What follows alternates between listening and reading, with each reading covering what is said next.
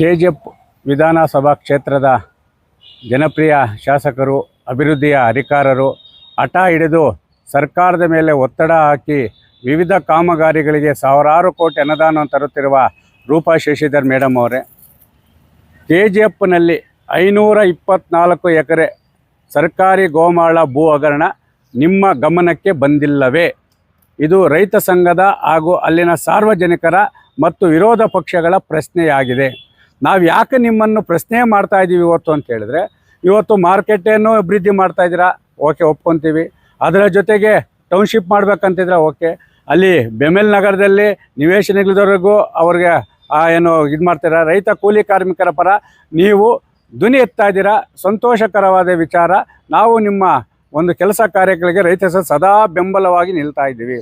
ಆದರೆ 524 ಭೂ ಹಗರಣದ ಇಂದಿನ ರೂವಾರಿ ಯಾರು?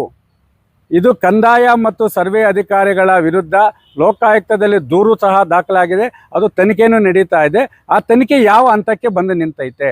ನಾವು ಕೇಳ್ತಾ ಇರೋದು ಗೊತ್ತಾ, ಶ್ರೀನಿವಾಸಪುರ ಇರೋದಲ್ಲಿ, ಆಂಧ್ರ ಇರೋದಲ್ಲಿ, ತಮಿಳುನಾಡು ಇರೋದಲ್ಲಿ, ಚಿಕ್ಕಬಳ್ಳಾಪುರ ಇರೋದಲ್ಲಿ, ಆ ಚಿಕ್ಕಬಳ್ಳಾಪುರ, ಶ್ರೀನಿವಾಸಪುರ, ಆಂಧ್ರದವರೆಗೆ ನಕಲಿ ದಾಖಲೆಗಳನ್ನು ಸೃಷ್ಟಿ ಮಾಡಿ ಅವರಿಗೆ ಭೂ ಮಂಜೂರಾತಿ ಮಾಡಿರುವ ಇಂದಿನ ಕೈವಾಡ ಯಾರಿದೆ? ನಿಮಗೆ ಗೊತ್ತಿಲ್ಲದೇ 524 ಎಕರೆ ಸಾಗುವಳಿ ನೀಡಿದ್ದಾರೆ. ಈ ಕೂಡಲೇ ಅಭಿವೃದ್ಧಿ ಅಧಿಕಾರ ಅಂತೇಳಿ ಹೆಸರು ಪಡ್ಕೊಂಡಿದ್ದೀರಾ. ಅದಕ್ಕೆ ಈ ಒಂದು ಭೂ ಹಗರಣದಿಂದ ನಿಮಗೆ ಕೆಟ್ಟ ಹೆಸರು ಬರೋದು ಬೇಡ. ರೈತ ಸಂಘದಿಂದ ನೀವು ಕೈ ಮುಗಿದು ಕೇಳ್ಕೊತಾ ಇದ್ದೀವಿ. 524 ಸರ್ಕಾರಿ ಜಮೀನನ್ನು ವಿವಿಧ ಅಂದರೆ ಆಂಧ್ರದವ್ರಿಗಿರ್ಬೋದು ಮತ್ತು ಪ್ರಭಾವಿಗಳಿಗಿರ್ಬೋದು ಮಾರ್ಕೆಟ್ ಹತ್ರ ಆಗ್ತಾ ಇರೋದಕ್ಕೆ ಎಲ್ರಿಗೂ ಮಂಜೂರು ಮಾಡಿದ್ದೀರಾ.